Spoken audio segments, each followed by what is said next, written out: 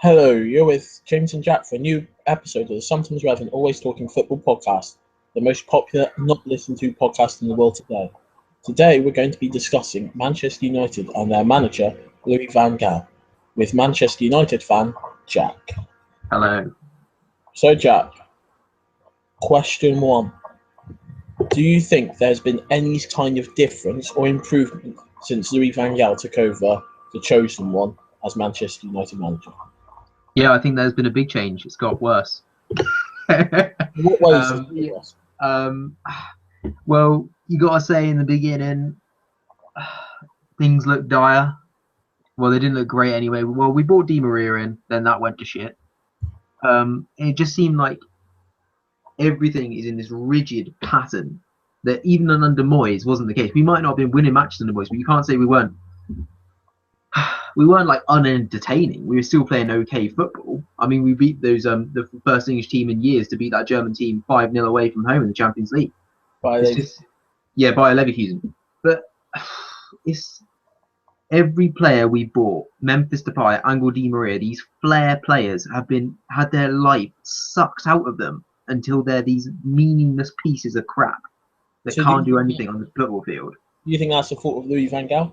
Yeah, absolutely. I think recently I listened to like Thierry Henry analyze the methods of Pep Guardiola, because we all know he's coming Man City, and he was saying Pep Guardiola always wants rigidity, if that's a word, you know what I mean, in the first half of the pitch, actually the first thirds of the pitch, but in the final third there's complete freedom. Now, up until now, you can argue, maybe he started changing things with the matches, our FA Cup matches in the recent game against Stoke where we won 3-0 yesterday.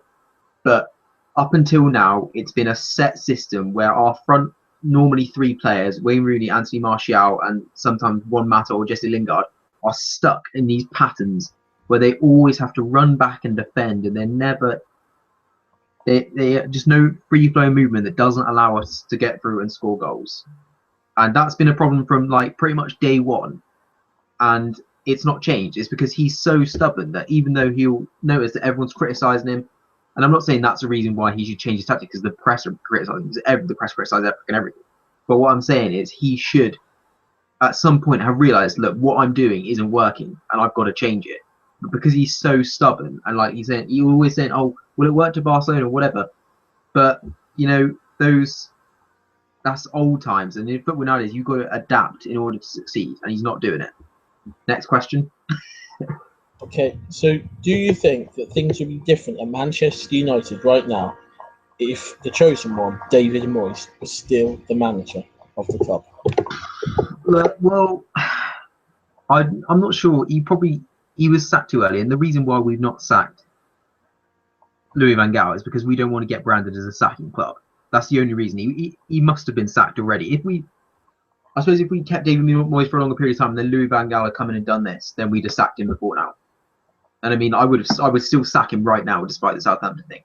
But would it be different under Moyes? No, I don't think Moyes was cut out for the Man United job. Yeah, I look back and I think, well, maybe it sounded like a decent appointment. He was proven in the Premier League. He'd done things with Everton. He came in, and then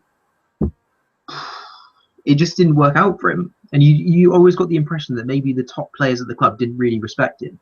Do you think he had time to build his own club? Because I know, at Liverpool... Well, obviously not, because he didn't have a season. He didn't have a full season. He couldn't have. Such as Liverpool, that obviously Klopp hasn't had the time to make his own team. And this isn't the case of just Liverpool, but many other clubs. So I just wondered what you thought there. Well, yeah, because, I mean, you look at Klopp and he's not worked wonders. You wouldn't expect him to work wonders. But the reason why Moyes is supposed to do okay is because we won the league by many points than the season before. And although it's a fair point saying, all the players were maybe a bit old, a bit past it, but we should still have done better than 7th. I mean,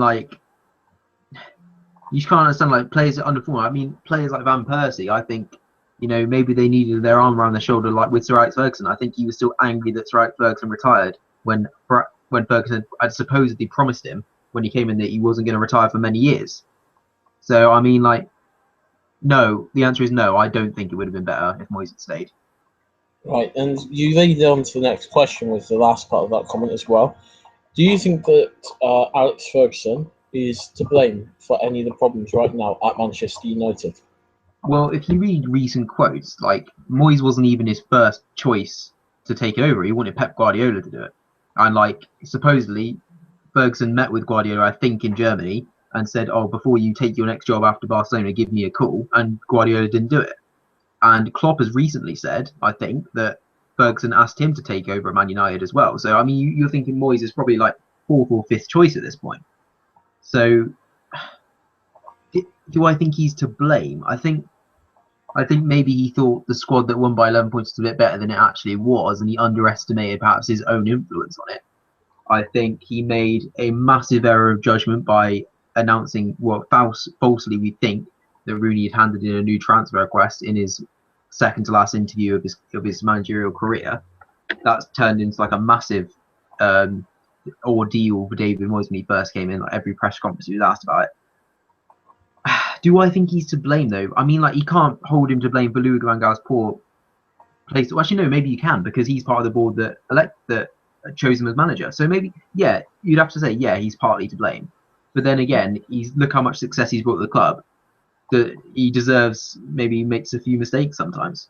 So obviously he picked David Moyes, and Matt Busby picked Will Chamberlain, who similarly failed 40 years before. But there's also that point here that the youth academy under Ferguson was kind of draining. And I mean, I've read, different people have around your academy apparently disillusioned, according to some media reports. Well, it's no wonder, is it, when you've got a player of the quality of James? Sorry, let me.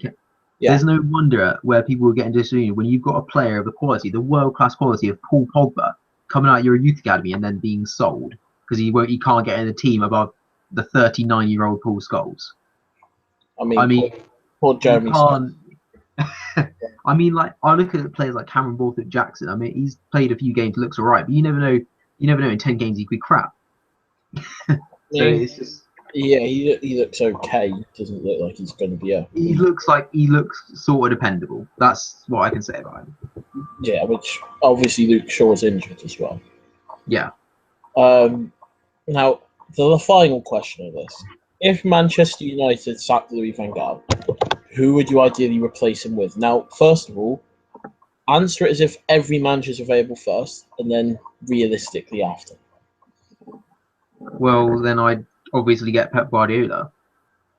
But then again, everyone says he's the best manager in world football. Maybe that's true, but I don't think he's ever really proved himself again to get about with like a lower league club. Because I mean, even Jose Mourinho had like Porto. Oh, and Academia. Sorry? And Academia as well. Yeah, and Sir Alex Ferguson proved himself with Aberdeen.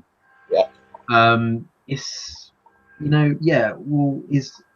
his style of play, yeah, that would be great. And then you think Jose Mourinho, I think that's really, if you're going to go for Jose Mourinho, you've got to accept it's going to be 3 years. We're not going to play really nice attacking football, and that's what every Man United fan wants. That's what they're crying about now. So the last thing you want in that situation is to appoint Jose Mourinho, isn't it? And especially, I mean, like we might as well say goodbye to all our medical staff, our relations with the press, and everything else. I mean, like, and Ryan Giggs. I mean, that's a romantic notion at best. I mean, like, I can't remember who it was. I was reading that. It was an article in the Daily Mirror. I can't remember the name of him now, but God, which isn't useful. He was an ex-football. Oh, whatever. It doesn't matter. What he was saying was that Ryan Giggs has shown nothing while being assistant manager or a coach in the David Moyes regime that would suggest that he's going to be a forceful enough personality to take over at Man United. That he, apart from that one game where he got off the bench when I think it was maybe at Arsenal when we were doing so badly and he started shouting at players. That's the only time you've seen him do anything. Otherwise, he just sits there next to Louis van Gaal, nodding his head, shaking his head. Or that infamous incident where Javier Hernandez missed that penalty and they gave each other a long, lingering look. There's just nothing to suggest. I mean, like, he's been charged for like 5 games at the club. He didn't do amazing. I think if you can ask me, I'd say someone, even though he's not doing right well with Stoke right now, I would think give Mark Hughes a go. I think he played for the club. He knows what they want. He knows the fans want really great attacking football. I think, the Man City thing didn't go so well, and it take some United fans a bitter pill to swallow that he managed Man City. But does that really matter in the end? I mean, like, I would give him a go. I think he's the best of pretty limited options. Oh wait, obviously we've missed out Simeone, but I don't know, because he's not going to do attacking football either. So. Simeone, there's a transfer ban for Atletico, and that maintains could be available. And I would put him above Guardiola from where I'm coming from, because as you say, Guardiola's always had it to him on the plate. Like, that Barcelona team had the best player in the world by a country mile at the time he was manager. Then he went to Bayern Munich, where it's literally all on the plate for you. I know Klopp did amazingly well with Dortmund just before, but it's still on the plate when you can get all their best players. But I see a point. Mark Hughes is an interesting one, but obviously I think he'd be widely accepted because obviously as a player, I believe he was a United legend. Yes, he was. But he also played for Chelsea, didn't he? He did. He also played for many other clubs. But our main point is with Simeone is you got the same thing.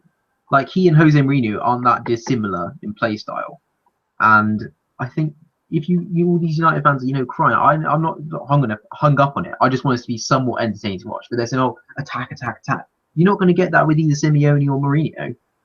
So I mean, do you think that Simeone though? Because I mean, people said it about Klopp brought teams down to the level of the team he was managing in the way he played. Do you think Simeone, it's more trying to make the best of what he's got? Because quite clearly his team in an attacking sense is so much worse than Real and Barca. Well, that may well be the case, but in an ideal world, Jurgen Klopp might be a very good replacement at Man United, because I mean, like, heavy metal, whatever football, that's supposedly what the Man United fans want to see. So it's also what the Liverpool fans want to see. Well, it's not working out so great for you when you're losing to a better team like Leicester. So Diego Simeone, I think, would also give you one thing that we all discount here and we haven't mentioned, and that is a passion on the touchline. I mean, let's talk about that. We can't talk about Lou Van Gaal without thinking about this. Recently he said in an interview when he was talking about Jurgen Klopp's antics on the touchline, whatever.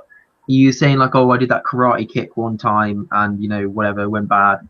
But just to see him sitting there with just no, like, it doesn't look like he really cares what's going on.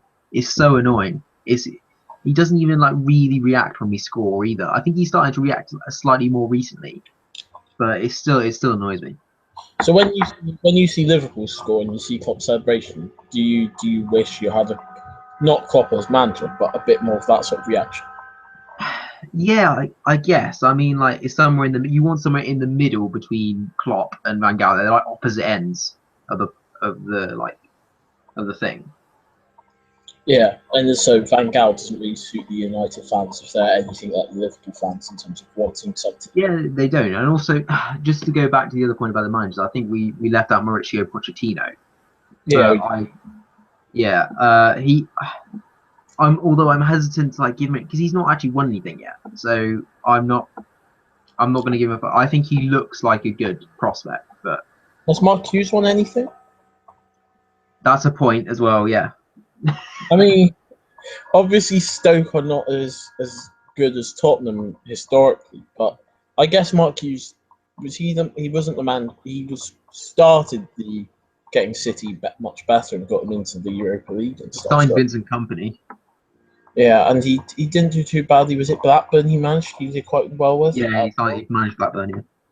So I think it's safe to say that Mark Hughes is going to be a very good manager, and I think he'll win trophies.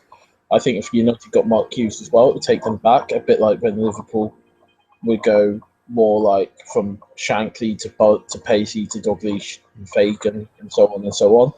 Gives you some people that understand the club. So I think it would be a sensible decision. But on that note, is there anything more you want to add about Louis Van Gaal? Okay, do you want to wrap it up then? You don't want to add anything, that's it. So no, the Sometimes Relevant, Always Talking Football podcast. As I said, the most popular, not listened to podcast in the world.